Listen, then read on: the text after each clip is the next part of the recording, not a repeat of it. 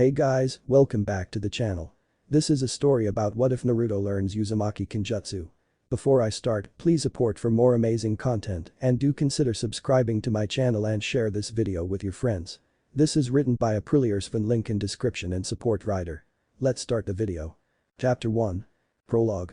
1 hour after sealing of Kyubi. This is some sort of joke, right, Bird? The newly reinstated Cage was looking at the head of the Anbu medical department like she grew a second head. She wore the standard Anbu armor with a small red cross under her Anbu tattoo. The veins around her eyes, popping out and visible despite her mask, giving away her status as a Hyuga. Speaking in the same emotionless tone that most Anbu and Hyuga develop, she replies. I'm afraid not, Hokage-sama. Shaking his head, the Hokage spoke again. Explain it to me again, I want to make sure I understand this. Remember, Bird, I am a killer, not a healer. The last statement seemed odd since he was smiling grandfatherly as he said it. For a ninja known as the professor, he sure can be dense. She never allowed her thoughts be shown on her face. Basically, we take a normal baby boy with undeveloped chakra coils and basically force the 9-tailed chakra battery into him. However, the seal was designed to not let anything out or in. Basically, all the chakra from the beast had to enter somewhere. Where do you think it did? Sarutobi Hiruzen looked confused, something that looked rather funny on the intelligent old man. In a questionable tone, Sarutobi answered. His chakra points. The medic gave a nod of confirmation. But that is impossible, a newborn baby doesn't have chakra points. Bird sighed and shook her head. No, that is a common misconception. They have chakra points. However, the coils have yet to join the points. Basically, he has chakra and chakra points, but no pathways to reach outside and control it. Sarutobi sighed sadly. What will happen to him? I foresee a possibility of 2 outcomes. 1, boosts his ninja potential untold amounts. The other, turns him into a weak civilian. We won't know until he is older. Sarutobi nodded. Explain in more detail what could happen. I need to have something to tell the council. Nodding in understanding, she continued. Well, the good one is that since his chakra has no pathways, it is merely floating around his body. As you may know, it is common practice for Taijutsu practitioners to channel chakra to their muscles to increase performance. They do this by bleeding chakra from their pathways into their muscles. Naruto's chakra will always be in his muscles, bones, skin, organs, senses. He may turn out to be a tank. You have seen what Mido Guy can do when he channels chakra. Just imagine if he did it all the time and his chakra was as potent as the 9-tailed foxes. Sarutobi's eyes went wide at the possibilities. Guy has taken the 8 gates to levels never before seen. If young Naruto is able to take what Guy has accomplished and bring it even further. What was the other possibility? Bird size. Basically, his organs and muscles can't take the chakra and the effect will be opposite. Instead of dense bones, a mere flick could turn them to dust. Lifting a book would tear every muscle in his arm, you get the idea. The reality of the situation came crashing down on Sarutobi once again. Is there any way for us to influence the outcome? We could, but there is no way for us to know what outcome we would be influencing. Our best bet would be to wait until the results become obvious. That should be around 2-3 years old. If I am correct, that is about how long it will take for either muscle deterioration or strengthen. Sarutobi nodded. Thank you, Bird. Sarutobi gathered the child and left Anbu headquarters to inform the council. As Sarutobi walked towards his tower, he couldn't help but think about what everyone's reactions would be. He thought back to when young Anko had returned to the village. They treat her as if she was the snake trader himself. As soon as he entered to chambers, he could almost taste the tension. Apparently so could young Naruto as he began to cry. In a rare show of affection, Tsumin Yuzuka was the first by his side and was able to quiet him down quite easily, came with experience of being a mother of 2. With Naruto firmly in the Yuzuka matriarch's hands, Sarutobi began the meeting. Danzo spoke first. So, I assume you had the vessel's health and seal checked. Sarutobi was saddened slightly by that. Yes. Well. The seal is perfect and working exactly how it should. However, the boy's health is the issue. All the shinobi frowned at that. They all knew what would happen if the child were to die. The demon would be free to try again. What issue? The question came from the ever-cold Hiashi Hyuga. You see, the design of the seal had one minor flaw. Minato was worried that if something was to happen to the seal, not to say that it would, but let's say a Juukan strike to the abdomen, there would be a chance of causing damage to the seal. Minato designed the seal to keep anything from entering and tampering with the seal, as well as keep the beast locked inside.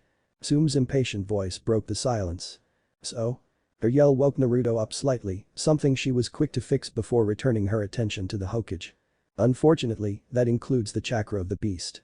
Think of the seal as a house with no door. There was no way for the chakra to enter. However, the pull was so strong that it had to enter. It went through the windows the child's chakra points, effectively frying them. It was too much chakra for the undeveloped network and destroyed his internal network. However, his chakra points still work, so he will be able water walk and such, but that is about it. Now the shinobi had a very bad feeling. While Konoha did not actively pursue Jinchuriki, the fact that they were forced to create one was good news. Their military might had been slowly decreasing since the end of the war, and the Jinchuriki of the strongest tailed beast would have helped bring it back up, especially with the loss of Konoha's yellow flash. Danzo, however, was the most upset. What does this mean, Sarutobi? Sarutobi gave Danzo an aggravated glare. First of all, it's Hokage-sama, second of all, one of two possibilities.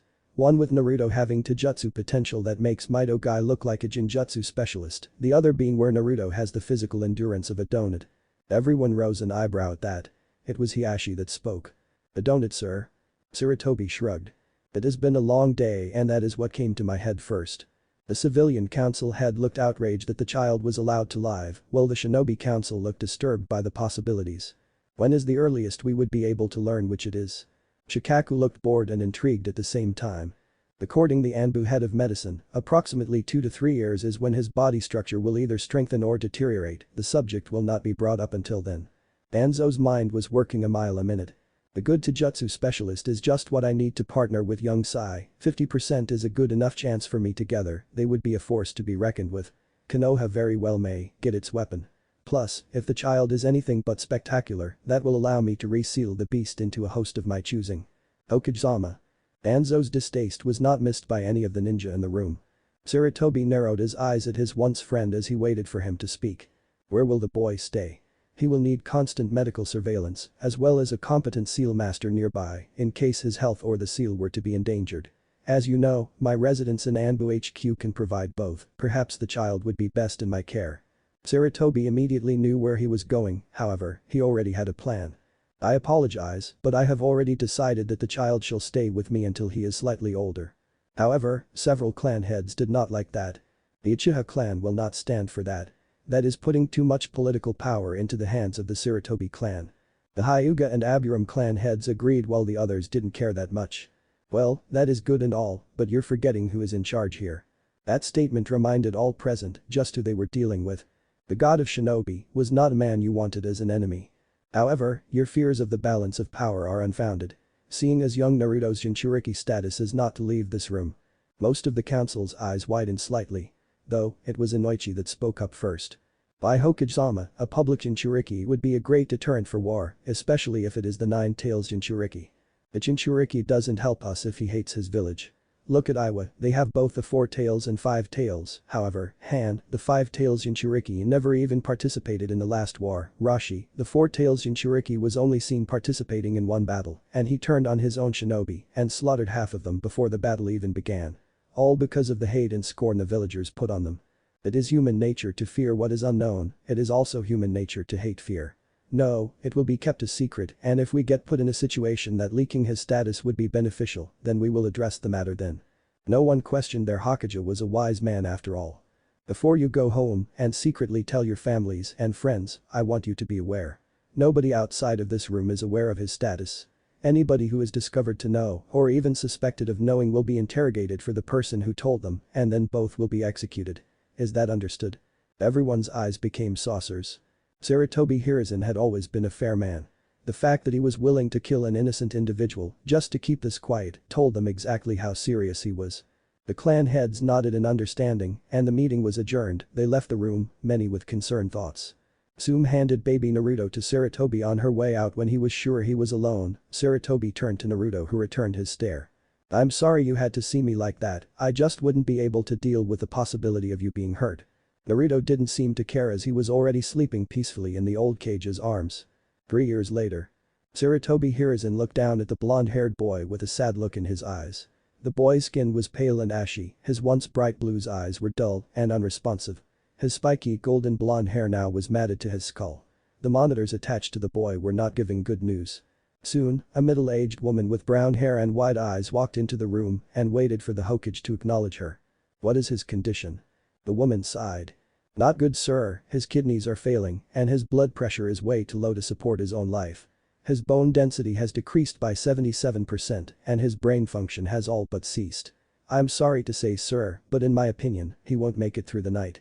It was only his years of emotional training that allowed the old cage to suppress the tears that were threatening to spill. I told myself I wouldn't get attached just in case this happened, but the kid just has a magic about him. I couldn't resist. It seems I will be burying Naruto Uzumaki Sarutobi, an honorary member of the Sarutobi clan. That was too much for even the professor. His tears fell and he didn't try to stop them. Will he feel any pain? The doctor looked at the child in sadness. She had been the boy's personal doctor since she did the initial scan on him those years ago, and she really came to care for the boy. No, between the pain medication we have him on and his lack of brain function, he probably doesn't even know anything is wrong. He probably thinks he is sleeping. Sarutobi nodded slowly. In that case, I will allow him to go as God intended. If his condition worsens before I return, please alert me. Surprised by the Hokage's suddenly cold voice, the doctor just nodded. However, her all-seeing eyes could easily tell that it was taking everything Sarutobi had not to break down in tears. But that wouldn't help anyone. Sarutobi walked out of the hospital with a hard look in his eyes. As he was making his way towards the Hokage tower, he called to one of his bodyguards. Anbu. In a flash, 2 Anbu were at his feet, 1 cat and 1 boar. You are to gather the clan heads, tell them I will be starting the meeting in 15 minutes, with or without them. Understood, Hokage-sama. The Anbu disappeared in a swirl of leaves.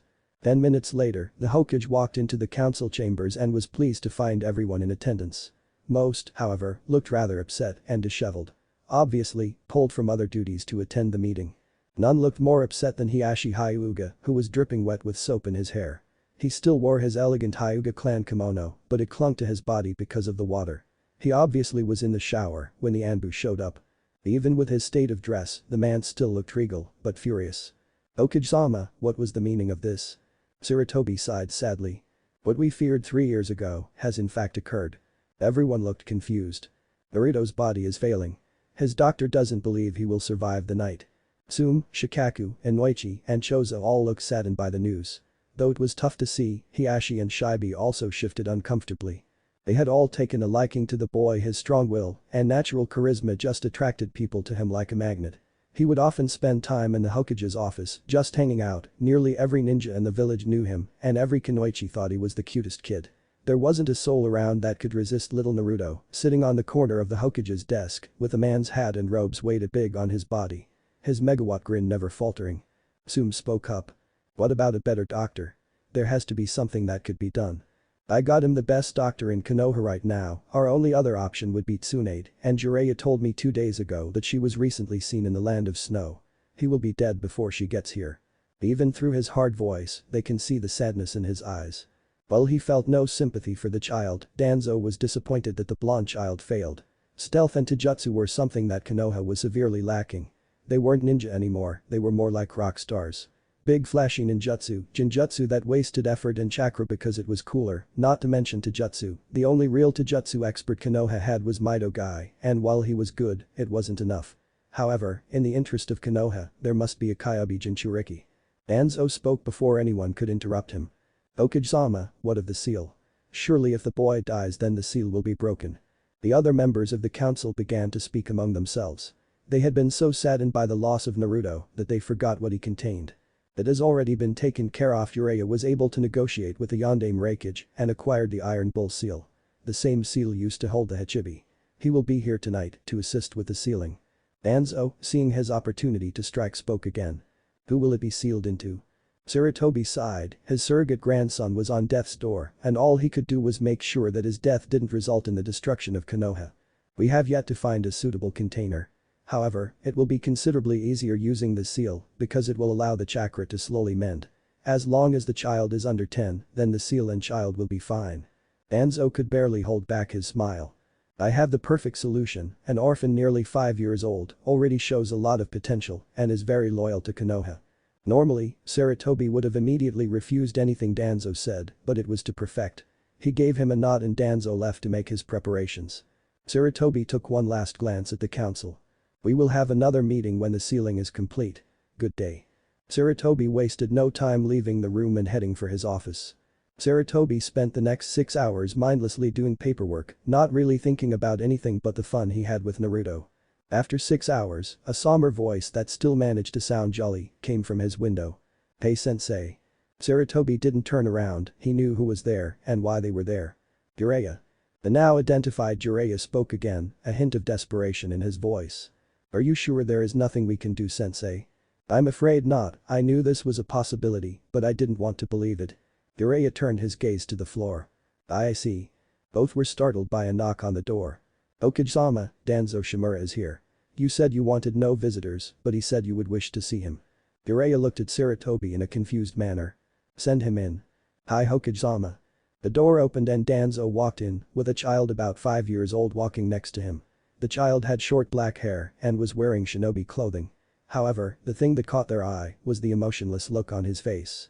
Jiraiya knew exactly what he was. One of Danzo's drones. However, Sarutobi's thoughts were slightly different. Being one of Danzo's root, he is most certainly loyal only to him, and he is loyal to Konoha. A disloyal Jinchuriki would be bad for Konoha. However, he is an orphan, so there is no risk of his parents abandoning him, not to mention, the emotional training will help with dealing with the beast. I guess we have no choice. Much to Jiraiya's shock, Sarutobi gave a barely perceptible nod as he stood and they began to make their way to the hospital. "You will not regret this, Hokage-sama." With only a slight glance, Sarutobi spoke. "For your sake, I hope not, Danzo, I hope not." It didn't take long for them to reach the hospital. Upon arriving at Naruto's room, all 3 adults were surprised to see half a dozen doctors running around like crazy. Yelling could be heard. "Give him a chakra pulse clear." The room flashed green and the erratic heart monitor stabilized. When Naruto's doctor saw the Hokage with Jiraiya and Danzo, she understood what was to be done. She was one of very few people in Konoha who knew of Naruto's burden. With a small nod, Naruto's doctor herded everyone out of the room before leaving herself, pausing only to look at Naruto one more time. As she was walking out the door, she heard the Hokage. "Thank you, Kai." She left with a slight nod. Alone, each was thinking about the situation. "Oh, God Naruto, how much pain must you endure?" "Well, if it's any consolation, your pain will end soon." "Minato, I hope you can't see this from the Shinigami's stomach, if you can, you are probably beating yourself up. If only you would have listened to me. I told you, you needed to create a hole to allow the chakra. I guess it doesn't matter now." Due to his responsibility as Konoha's spymaster and the fact that he didn't believe he had anything to offer the kid, Jiraiya rarely saw Naruto. When he would stop in Konoha to deliver reports, he would hang out with his godson, but he knew it wasn't enough. The bad he failed, Konoha would have prospered with him as a shinobi. "Oh well, young Sai here will just have to take your place." When the room was empty and Jiraiya finished the chakra sensor seals and security seals, he turned to Sai. "Kid, I need you to remove your shirt." Without any further prompting, the boy did so. It was nearly 2 hours later that Jiraiya finished. The entire time, Danzo watched Jiraiya to assure no mistakes were made, while Sarutobi just started as surrogate grandson. Jiraiya slowly approached the unconscious Naruto. "I'm sorry Naruto, the doctors say you won't feel a thing. As soon as I finish the seal. The beast will automatically move. I'm sorry I was never there for you." With that said, Jiraiya began to draw the transfer seal and Sarutobi both had tears in their eyes. Another hour later, and there was only one more symbol, the activation key. Looking towards his sensei for guidance, he received a short nod. With the emotion of a dead man, he placed the last bit of ink. Instantly, a shroud of red surrounded the boy. Unsure if it was normal, all 3 S-class ninja were prepared for a fight. However, the shroud seemed to just surround the boy and slowly began to leak to the unconscious raven-haired boy. Inside the seal. The seal wasn't like most. Every seal the beast had ever known was usually some sort of labyrinth with a cage. Well, this one was a labyrinth, there was no cage. He had partial control of his surroundings. Hell, his last seal had him chained to a wall. The giant fox growled angrily as it watched his freedom slowly get taken from him. Suddenly, a chain erupted from the seal on the wall and wrapped around his neck. No matter how much he struggled, he couldn't free himself. Before he knew it, all 4 legs and 3 tails were chained together. The giant fox growled even more when it felt its chakra slowly leave him. "I will never be restrained again." Suddenly, the fox exploded with power. The whole tunnel system that represented not only the seal, but also his container's mind, became aflame with the Kyobi's corrosive chakra. Even in his unconscious state, Naruto could feel more pain than he ever had before. In Naruto's room. Beep beep beep beep beep beep beep beep beep. All the adults turned quickly when Naruto's body started to shake and his heart rate skyrocketed. It lasted nearly 30 seconds before it stopped. Beep beep beep beep beep beep. Because the gateway seal was already in place, there was no risk of the Kyobi escaping. However, Sarutobi and Jiraiya couldn't keep the tears from their eyes. Both shared the same thoughts. "I'm so sorry Minato, Kushina." However, they were beginning to get worried. Naruto had been dead for nearly a minute and Kyuubi's chakra stopped flowing from Naruto to Sai. However, what Danzo saw shocked him. The cord attached to the heart monitor was disconnected when Naruto had begun thrashing around. Moving quicker than any man of his age should be able to, he plugged the monitor in. For a second all was quiet, then they heard it. Beep beep beep beep. The other two in the room were just as shocked. "He's still alive." Sarutobi ran to the door before yelling out. "Anbu, get me Kai Hyuga immediately." However, before they could leave, they heard her shout. "I'm here, what's wrong?" Without saying another word, he pulled her in. Danzo was doing what he could as far as a medical scan, but he couldn't understand what he was seeing. He quickly moved so she could do her job.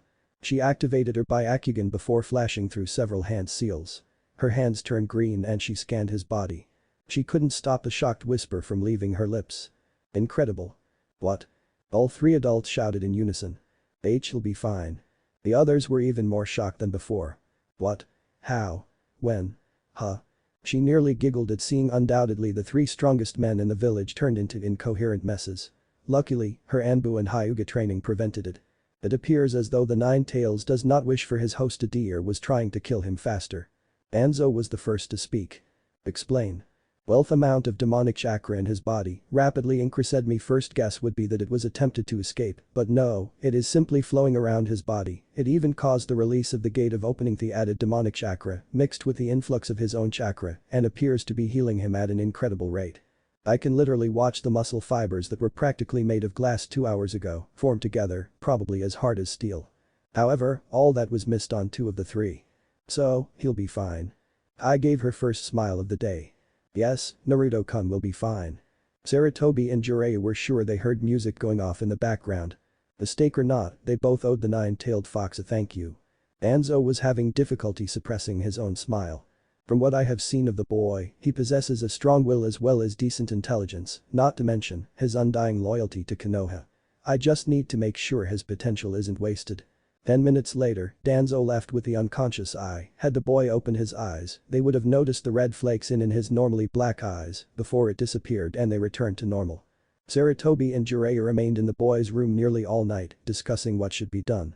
Jiraiya wanted to take the boy with him to train and raise him. But, after a lengthy discussion, both agreed that life on the road was not a good one for a child. So, Naruto would continue to reside in the Sarutobi compound and whenever Jiraiya dropped off his report, he would hang out with Naruto. 2 days later. Sarutobi was in a good mood. Naruto, while still unconscious, was getting better by the day. The fact that he would live, as well as be a valuable asset to Konoha, quickly silenced anyone on the council that was still against the boy, not that there were too many nowadays. The one thing that bothered him was that Danzo was strangely quiet during the meeting. Almost as if he supported the boy. He knew Danzo wasn't a bad man, he was merely had a very pessimistic view on the world and was willing to do anything to ensure that Konoha remained on top. When Sarutobi heard a knock on his door, he allowed them to enter. He was rather surprised to see the object of his current thought enter the room alone. That was surprising in its own right, since he rarely did anything without the elders. They backed him, giving him almost equal power to his own. Almost. "What can I do for you, Danzo?" Danzo spoke bluntly. "You know I don't like you or your ways." Sarutobi hid his surprise at that usually aloof one-eyed man's blunt words. "I'm well aware of that. However, I believe we can come to an agreement on a very important matter at hand." Sarutobi immediately knew what this was involving. No longer was he Sarutobi Hiruzen, he was the god of shinobi, feared all across the elemental nations. The slight inclination of his head was the only response Danzo gave. He knew that he was no longer dealing with the kind old man, but the man who fought and won 2 wars, the man that had killed more S-rank ninja than any other man alive. Danzo couldn't help but give a slight bow of respect to the man in front of him.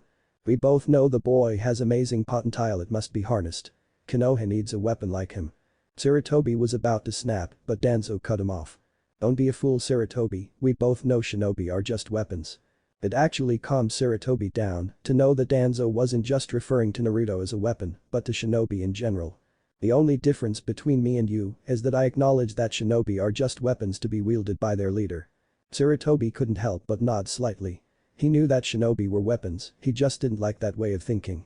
The only question I have now, are you going to just send him to the academy, forge him into an average quality kunai to be thrown at a random enemy, and hope for a hit, or are you going to get a master blacksmith, have him turn that boy into a sword that will shape the future of this world?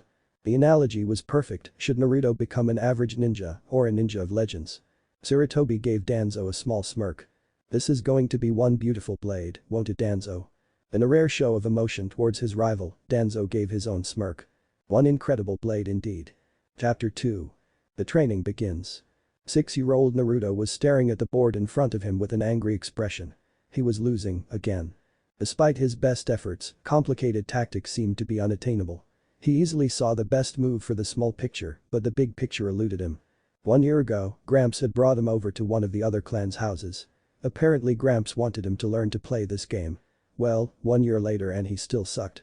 Naruto looked across the board and almost blew his top when he saw his opponent, Shikamaru Nara, sleeping. Shikamaru was a genius that would probably surpass his father one day. However, if it was possible, he was even lazier. The worst part was that he was a year younger than him. Every time he lost, his pride took a hit. Just as he was about to wake the sleeping boy up, he smirked. He quickly moved the pieces into a position that would make him the winner before getting up and walking away with a smug smile on his face. He didn't know it, but Shikamaru's father, was watching with a smirk of his own. Interesting, very interesting. That was the day Naruto won his first game of shinobi tactics, not that he knew it. 2 weeks later. Sarutobi was in his office, making the last of the preparations for the next day. Anbu. In a flash, a boar-masked Anbu appeared. Yes, Hokage-sama. Without looking up from the paperwork, he spoke. Please bring me Yugao Yazuki. Yes, Hokage-sama.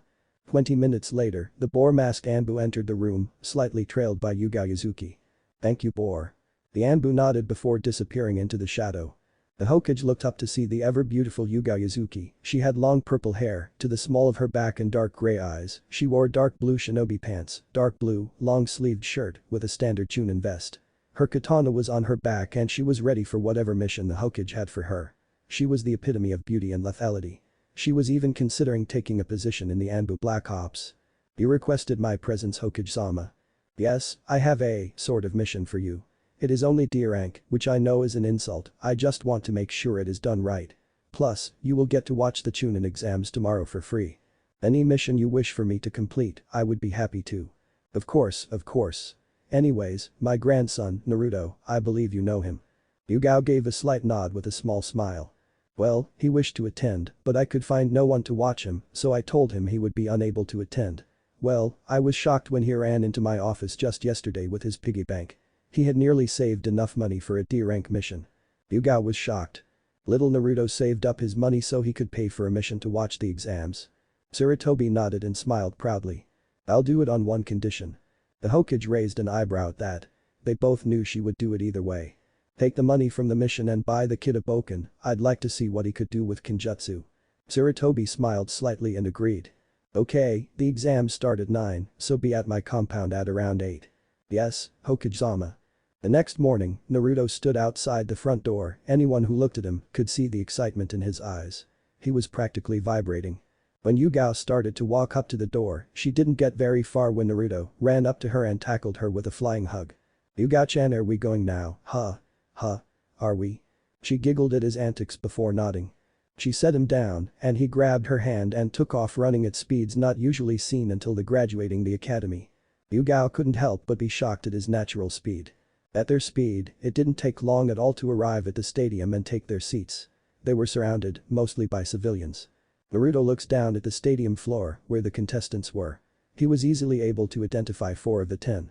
A Hyuga, Aburame, Nara and Uchiha. There was one more average-looking Konohinin, along with 5 that were from different villages. Naruto watched the fights with a sparkle in his eyes. He was amazed by the Hyuga's taijutsu style. He thought the Aburame style was a little weird but effective. His favorite was definitely the winner. He was the unknown. It turned out his name was Izumo Kamizuki. He wore standard Chunin attire, with the exception of the flak jacket. His forehead protector was on a bandana that forced his brown hair over his right eye. He used a combination of taijutsu and kenjutsu, with a little ninjutsu thrown in. As they were making their way back to the Sarutobi compound, Yugao carried him on her shoulders. He continued to talk animatedly about the different fights and how he was gonna be stronger than all of them. Even she had a smile on her face as she walked through the village. It was a very happy, yet tired Naruto that was dropped off at home that night. When Sarutobi walked into his home, after dealing with all the paperwork of the exams, he was rather shocked and amused when he saw that Naruto didn't even make it to his room. He fell asleep on the couch. The old Cage picked the boy up carefully and whispered to him. "Well, I hope you're ready for a long day tomorrow. You're starting your training."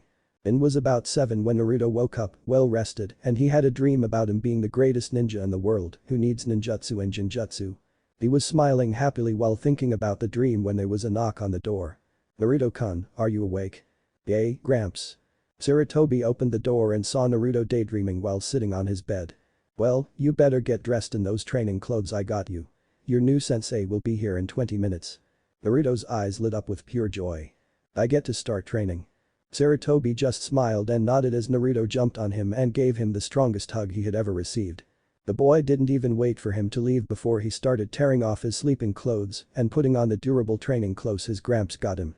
When he was ready, he was dressed in dark green shinobi pants with a long-sleeved black shirt. Just as he was slipping on his shinobi sandals, there was a knock on the door. Naruto rushed towards the door, but as soon as he did he slammed it shut, screaming. It was pretty incoherent, but Sarutobi is sure he heard something about face-eating eyebrows. After a very amusing talk with Guy muttering things about unyouthful Gakus, they were out in the field of the Sarutobi clan compound with Guy in one of his rare, serious moods. "Okay, Naruto-kun. Most of the time, people will start by getting faster and stronger before working on stances. However, you are very young. It is very rare for someone so young to begin training. So, we will begin with stances. The style I will be teaching you is the Goken or strong fist. It relies on high speed, strength and physical endurance." Naruto was listening, giving Guy his full attention. "Okay, Naruto. Do you understand why we are doing things differently?" "Yes, Guy-sensei. I am young, therefore, any physical training that would be done would be a waste of time since I would only receive a small portion of the results than if we wait." I gave Naruto a thumbs up and a smile. "Okay, here is your first stance. It is a basic defensive stance and will allow for easy grapples. It is the center point of all the defensive stances of strong fist." I got into a low, horse stance. His feet wide but still well balanced. But the quick hand seal, a mud clone of Guy rose from the earth. "I'm going to use clones to show you how each stance would be used in combat." As Guy stood in his defensive stance, the clone got into what appeared to be an offensive stance. His legs and back straight, his right arm by his neck and his left out in front of him, palm up. "Pay careful attention, Naruto-kun." Seeing Naruto nod eagerly, Guy gave the signal to his clone. The clone rushed forward with a right punch towards the face, but the real Guy just caught it and rolled with the punch, throwing the clone over his shoulder in the process. The clone's less than gentle impact with the ground turned it back to mud. When Guy looked over, he was surprised to see Naruto already trying the defensive stance. He has a lot of flaws, but that is to be expected. He got the very basics. After seeing it, only once his flames of youth burned brightly. At first, Guy wasn't sure he wanted this part-time mission. He was given a direct order to keep the flames of youth speeches to a minimum. But seeing the kid's observation skills and potential, he is beginning to think it was worth it. Not to mention that this kid will be great eventually and he wants to be able to say he had a part in making him great. "Not bad, Naruto-kun, but move your left foot back, now to the right, good. Your right arm should be lower, good. Your head needs to lean forward a little. Straighten your back." As Guy inspected the form, it was just about perfect. "Good, now I want you to hold that for as long as you can." "And more seriousness than a child should be capable of," Naruto replies. "Yes, Guy-sensei. Keep the stance firm and rigid." I simply took a few steps back and sat down in a lotus position, watching for the boy to shift even slightly. He managed to hold the stance for nearly 3 hours, with Guy coming up and checking every aspect of his stance every few minutes before his leg finally cramped up and his leg moved. This shocked Guy. He lasted much longer than I had anticipated. "Very good, I'm impressed." Again. Naruto dropped back into the stance without a word. 2 weeks later. The last 2 weeks had been much more boring than Naruto thought they would be. All he did was stand in his stance all morning before going over to Shikamaru's to play shogi against him. However, he kept going. Every day, after Guy would talk to his Gramps he would get a congratulations. Apparently, Guy and his Gramps thought he was doing very good. The doorbell rang and Guy was there. They both went to the field and just as Naruto was settled into his stance. He rolled out of the way of a kick from Guy before getting back into the defensive stance just in case his sensei attacked him again. "What the hell, Guy-sensei?" I smiled brightly. "Naruto-kun, it is time to move on to the next step of your training. Many will try and tell you what you should do in each situation. That is a poor way to learn. Often one person's instincts will be much different than another's. That results in your mind and instincts clashing, such as, the kick I just attempted, well you rolled out of the way, positioned for an effective counter-attack to my exposed back, I would have latched on and attempted to land a hit. Had I told you what to do, your instincts would have said roll, but your mind would have said block, slowing your reaction. Do you understand? I think so. Good, because we are just getting started. With that, Guy charged at the kid slowly, allowing him to get a feel for what he should do. 4 months later. The tired and bruised Naruto walked into his house after an extra-long training session with Guy. Every day, Guy was moving faster, making his mind and instincts work faster. No, not like Jonin speed, more like fourth-year academy student, just scratching the speed of Jonin. But he started at civilian. He now had a full understanding of his instincts and no longer questioned them. A few hundred punches and knees to various parts of his body made sure of that. When he walked into his room he fell down on his bed. Just as he could feel sleep claiming him, a knock on his door brought him back. Yay? An amused chuckle could be heard from outside of the door. May I come in, Naruto-kun? Sure thing, Gramps. The door opened to reveal the elderly Hokage, still in his robes and looking rather tired. I told me you have been doing increasingly well at your Taijutsu training. Even though it hurt, the young boy beamed a smile to his Gramps. Seeing the pain in the smile, Sarutobi smiled proudly. Well, I just came to tell you that your time with Guy will be cut down significantly, you will now only be seeing him 3 days a week instead of 6 like you have. Naruto's eyes went wide. Did I do something wrong? Sarutobi chuckled good-naturedly. Of course not, Naruto-kun. He just has to return to his duties.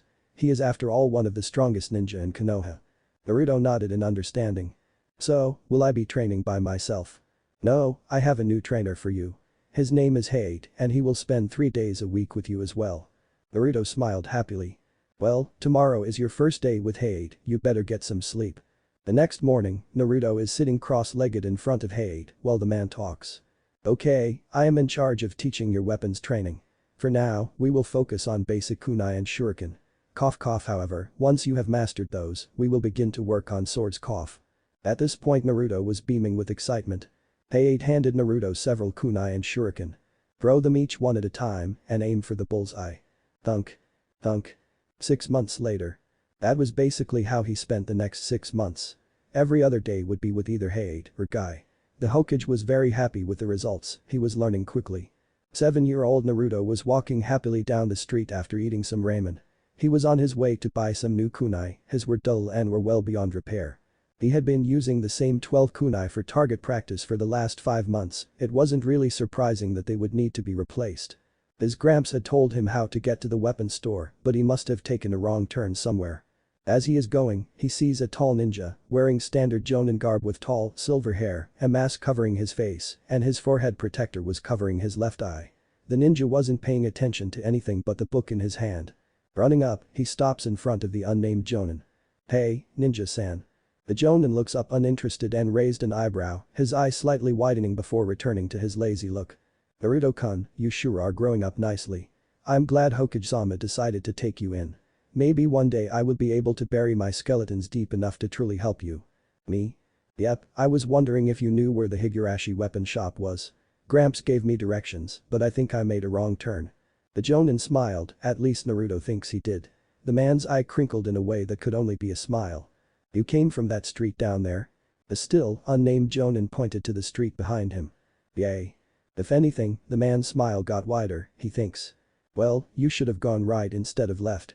The light went off in Naruto's head as he nodded enthusiastically. Thank you, what's your name? I'm Kakashi, nice to meet you, Naruto. As Kakashi started to walk away, he was startled by a shout. Hey. How did you know my name? Kakashi raised an eyebrow in amusement. I've seen you in Sarutobi-sama's office on several occasions. Naruto thought for a minute but came up with nothing, it wasn't all that surprising, he really only remembered the ones who would hang out with him. Oh, okay. Thanks again. As Naruto took off running, Kakashi smiled happily that his sensei's son was so well cared for. It took Naruto all of 2 minutes to find the shop he was looking for. As soon as he walked in, he was shocked. Kunai, shuriken, senbon, swords, knives, exploding tags, sealing tags, smoke bombs, pepper bombs, everything a ninja would ever need was in there. He was practically salivating. Hey kid, you can't be in here without a parent. Naruto looked over to see a large man with brown, shaggy hair walk out of the back room. Gramps said you would say that. He said to give you this. You're Kenju, right? The man nodded and Naruto handed the man a small note. Hello Kenju. As you may know, this is my grandson and I was too busy to take him out to get more kunai and shuriken if you would be so kind as to let it slide this one time. Sarutobi Hiruzen. Sandame Hokage. That wily old goat bending the rules so he can get more icha time he can't blame him. Naruto backed up slightly at the man's perverted giggle. He saw his gramps do it all the time. It was often followed by a shower of blood. So, you just need some kunai and shuriken. Naruto was about to respond when a shout was heard from the same room that Kenju came from. What? That's not fair. If I can't use real kunai and shuriken he shouldn't be able to either. Naruto turned and glared at the voice. Who are you to say what I can and can't do? The brown, bun-haired girl about the same age as him stalked up to him and poked him in the shoulder. I live here. Kenju had a sweat drop of epic proportions going down the back of his head and it was only getting bigger. Naruto poked her back. Well, I have money. The little girl glared with pure rage in her eyes. I don't care. We don't want your stinky money. It probably smells as bad as you. Well, it can't smell any worse than you. Stinky. Tenten gasped before glaring harder and moving her head forward. I'm gonna tell. Naruto's head pushed against Tenten's. You wouldn't dare. Tenten pushed back. Do you want to bet? By this time, they resembled a pair of big-horned sheep pushing each other back and Fourth-hand Kenju was clueless on what to do. Yeah? I bet I can hit more targets than you. Ha, in your dreams. You probably don't even know what a kunai is since your dad won't let you use them. Turned out that was the wrong thing to say as she grabbed him by the shirt and literally dragged him from the store into the back where they had target set up. Kenju watched his daughter drag the Hokage's adoptive grandson outside. When they were clear of the house, Kenju looked up with a confused expression on his face. What do I do now? Slightly scared, Kenju slowly made his way out of the shop towards where the kids were competing with dull metal knives. The second he walked outside, his sweat drop returned. They were yelling again and the two hay bale targets had the same score. 2 of the 10 were at the bullseye, 4 were in the next line and the last 4 were in the line after that. All this started because she is still upset I won't let her train with real kunai until she starts the academy. Getting tired of the screaming, but nothing seems to be working, he decided to take a page out of a certain academy instructor's book. Shut up. Kenju couldn't help but face fault when both kids stopped glaring at each other and turned to him with the saddest most innocent look he had ever seen. Resist, cutenesto much cuteness. Sigh. Okay, Tenten, you can use real kunai and shuriken as long as I am there to watch you. They didn't let up. Here you go Naruto, 2 sets of kunai and 2 sets of shuriken. They both stopped to look like they had planned it that way. So, your name's Tenten. The brown-haired, brown-eyed girl nodded to Naruto. Well, I'm Naruto and I am starting the academy next year. What about you? Tenten grinned. I start next year too. That's awesome. Kenju was just staring at them like they were stupid. How do they go from nearly killing each other to best friends in less than 5 seconds? My head hurts. As Naruto was walking out the door, he had a smirk on his face. Bye Stinky, see you later. Naruto took off running, laughing the whole time, and Tenten tried to chase him, but Kenju had a firm hold on her shirt. Tenten turned around and gave him the look again, but he smirked. I've had 6 years to learn how to resist yours, it won't work sweetheart. I was only caught off guard by you 2 double-teaming me. It won't happen again. Tenten just pouted before glaring at the direction that Naruto ran to. I'll get you one of these days. 9 months later. Naruto glared angrily at his target 15 yards away. All 10 kunai were in the bull's eye except one. He glanced from his target to the other one 30 yards back with all 10 in the bull's eye. He glanced next to him to see Tenten, grinning smugly. No matter what he does, no matter how much he improves, she is always better and it infuriates him to no end. His taijutsu is vastly superior to hers, but that doesn't matter. In a sing-song voice, Tenten gets his attention. You gotta say it. No, you cheated. I did not. It too. Did not. It too. It en. Quite. Both Naruto and Tenten looked to see a huffing and puffing Kenju, apparently, he had enough of their yelling. Sorry, Dad. Sorry, Kenju-san. Just as he walks back inside, he can hear them start again. Look what you did, you got us in trouble. Me? You started it. He sighs as he turns around and heads back towards the training area. I'm too old for this shit. Did not. It t. Do I have to ground you Tenten? No daddy. Good, now keep it down. Like the fight never happened, they went back to target practice. This time, when he lost, Naruto had no choice but to say it. Girls rule and boys drill fear, happy. Tenten smiled proudly. Yep.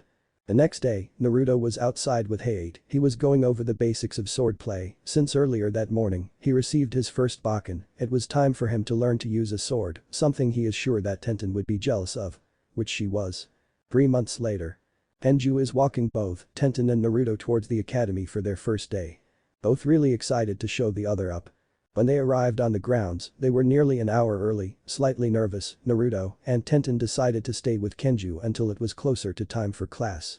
As they watched different people arrive, Kenju was pointing out the different clans. See the boy with the wide eyes and the brown hair? Yay, that's a Hyuga. Very good. How did you know that? Naruto smiled proudly.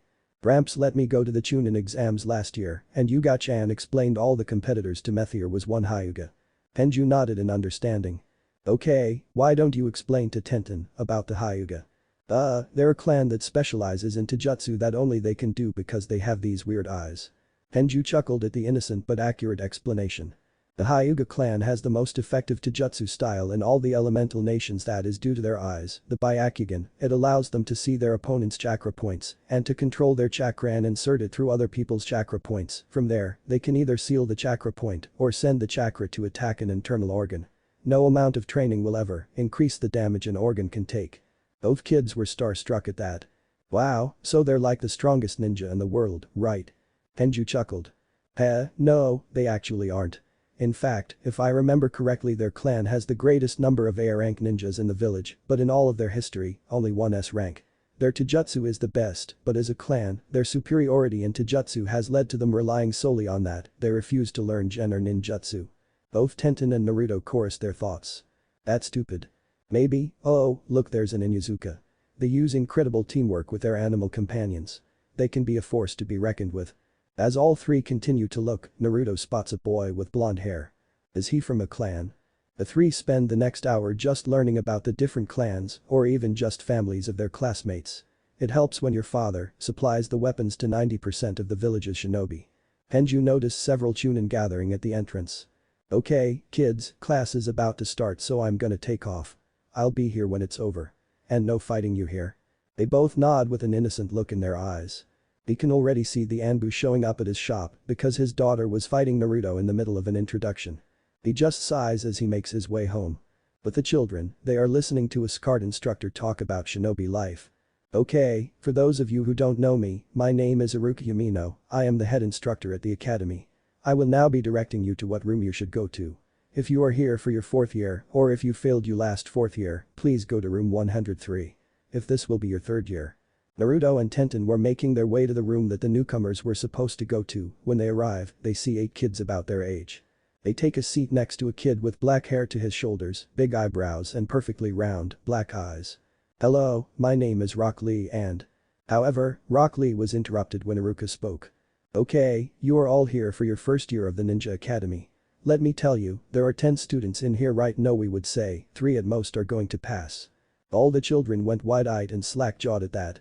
Just as they were all about to shout out, an ominous feeling washed over them. Some of the weaker ones relieved themselves before passing out. The average ones just cried a little. The strongest ones, consisting of Naruto, Tenten, Rock Lee, and the unnamed Hyuga, just began sweating a lot and slightly whimpering. On the outside, Iruka looked furious, but on the inside, he was hurting. They're just children. What could the Hokage wish to accomplish by doing this? Flashback. In the Hokage's office stood 7 Chunin. They were the instructors at the academy.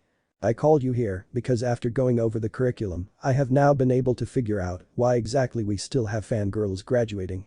I have talked it over with an associate of mine, and although I need the council's permission to change what is taught, and that will take a few years, as of now, how it is taught will be changed. One of the Chunin spoke up. But Hokage-sama, the system works, why change it? The Hokage simply shook his head. Does it make it so our numbers increase? Sure. However, it is supplying us with ninja who never get past C rank. This village hasn't produced a truly powerful shinobi since Itachi Uchiha. Konoha is the strongest of the Great Five. If we want to stay that way, we must up our training. Kumo has yet to demilitarize since the 3rd Shinobi War. As it sits, they would demolish us. Hearing the Hokage blatantly state that they would be unable to win a war with Kumo was disheartening to say the least, considering that 10 years ago they could win a war against Kumo and Iwa at the same time. The scarred Chunin, named Iruka, spoke next. What would you have us change, Hokage-sama? You said so yourself that we are unable to change what is taught without council approval because the students are technically still civilians. The Hokage nodded that the Chunin was indeed correct. I want you to change several things. For one, when the students act out of line, talking and such, I want you to hit them with a small blast of killer intent. All the Chunin gasped. But Hokage-sama, that. The Hokage raised a hand to silence him. It may seem cruel, but I have been going over mission reports and discovered that in the last 3 years, 32 genin have died for the simple fact that they had never experienced killer intent. It was used by a nin they could have beat, or at least delayed, but the nin blasted them with their kai and stunned them. During their 4th year, I would like for you to work on showing them how to create their own. It will not be a part of their grade, just a personal test. You understood, Hokage-sama?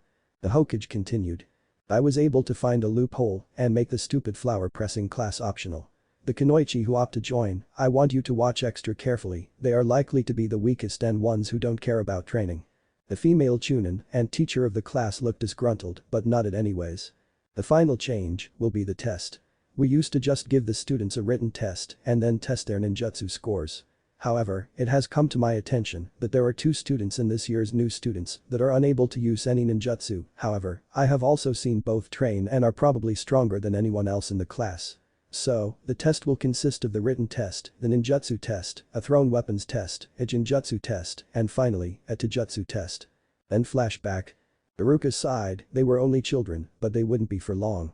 He had 4 short years to turn these quivering babies into hardened killers. He noticed that one of the students who passed out started to get a nosebleed and let the kai drop. Soon the 4 that were only sweating were panting, trying to understand what just happened. The ones that were crying were still trying to wipe the tears away, but they kept coming back. The unconscious ones were still unconscious. Iruka flashed through a few hand seals. Water release. Water spout jutsu. Water shot from his mouth like a garden hose, drenching the still unconscious children awake. When they were all awake and paying attention, Iruka spoke. That there was killer intent, or kai for short. It is basically projecting your chakra with anger. That was a very small amount. Throughout your time here, you will become very familiar with it. The ones that were sweating or crying seemed to understand, but the ones that passed out looked like they were going to complain until Iruka glared and they could feel the incoming doom. They quickly shut up. Well, since you are all so behaved right now, we will start with history. Iruka pulled out a book and began reading. Hashirama Senju, the Shodaime Hokage, was a man of great power and great charisma.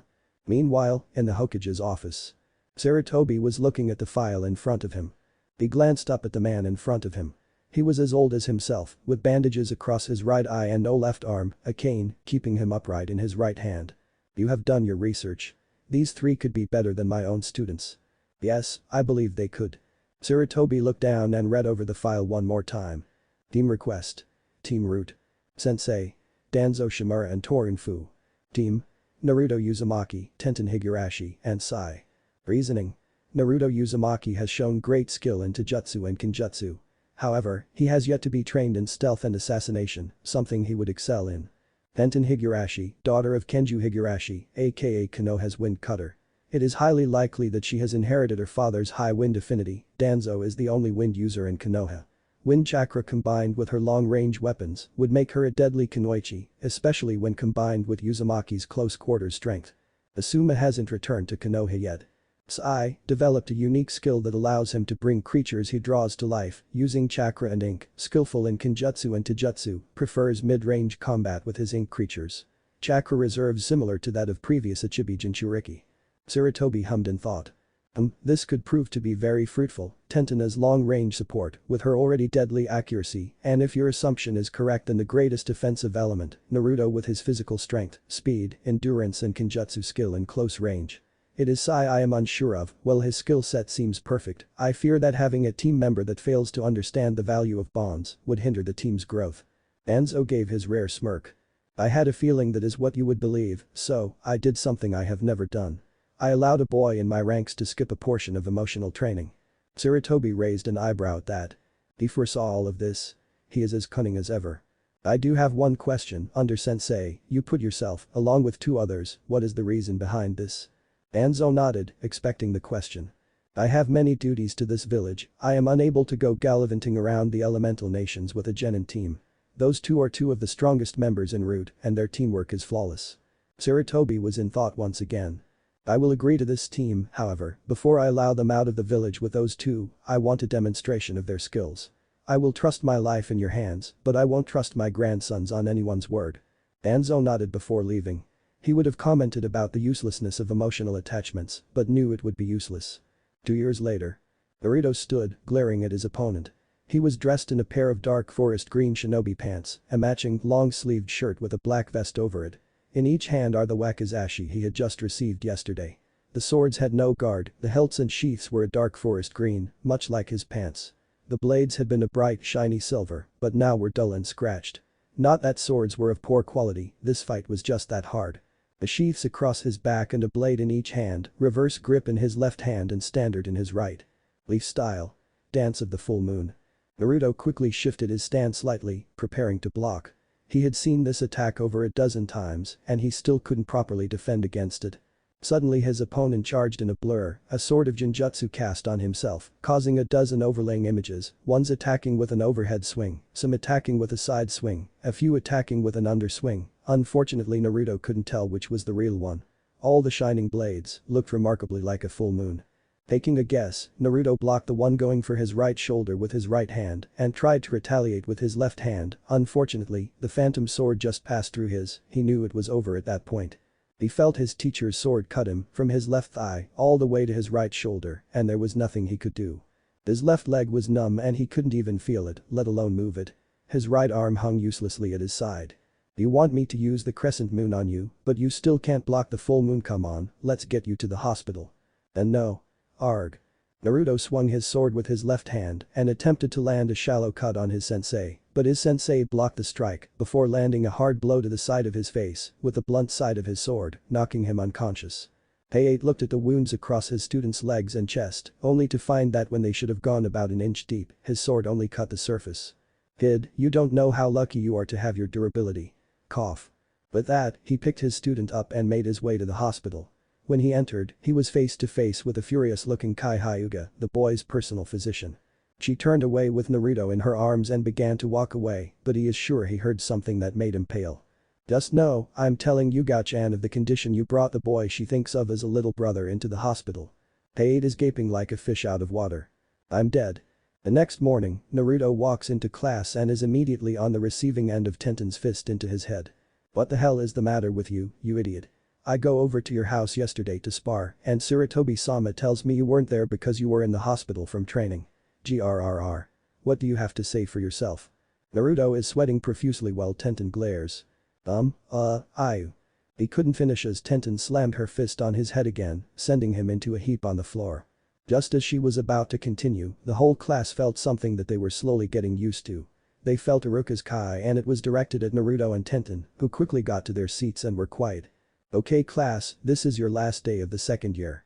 Today, we will be having your final test which will include written, taijutsu and thrown weapons. The four in the back row brightened up at that. They were the strongest four, even if one was technically situated in the middle of the rankings. They were Naruto, Tenten, Lee, and Neji. Lee was the average because he kept freezing up on the written tests and his thrown weapons was only average.